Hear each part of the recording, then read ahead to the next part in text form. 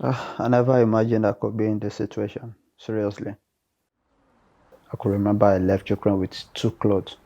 We went there to study, but at the end of the day, something happened, and we just have to run for our life, you know? They said safety first, and that is exactly what we did.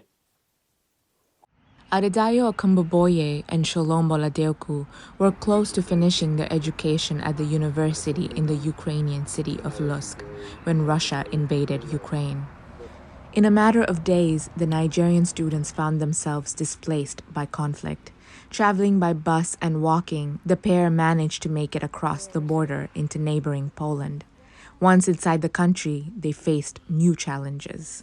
Even if these people, the black people, would approach the border, they would not. They would be pushed to the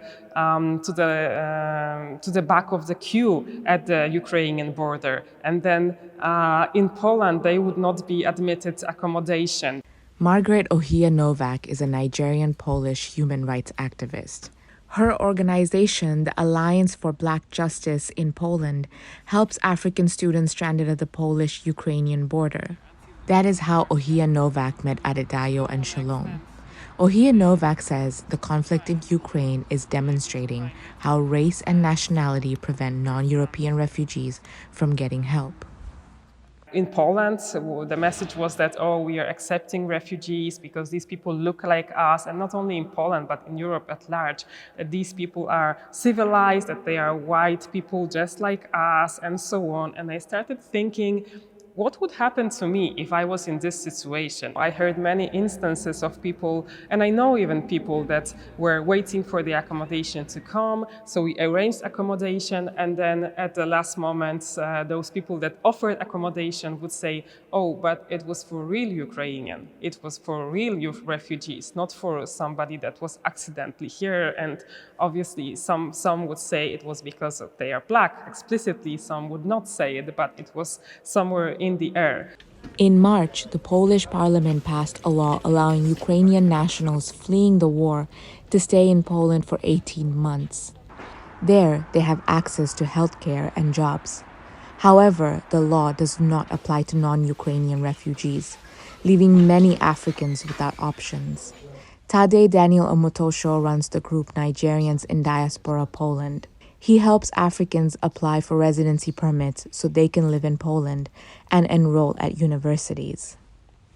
The idea is they don't want you to stay. They just want you to move on. When you come in as a non-Ukrainian, you're just allowed to stay for 15 days. So what we did is that for as many people that want to stay, we made sure that within that 15 days, they put in an application to the Home Office. If they are denied by the Home Office, they would have no option than to either go back home or apply for the asylum program or the refugee program, which is not the best. Omotosho's organization houses African students in Warsaw while they wait to hear the outcome of their applications.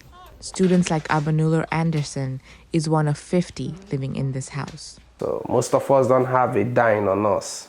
So having a place to lay your head, having someone to feed you and a lot of it. So I think it's good. It's the best we could have right now.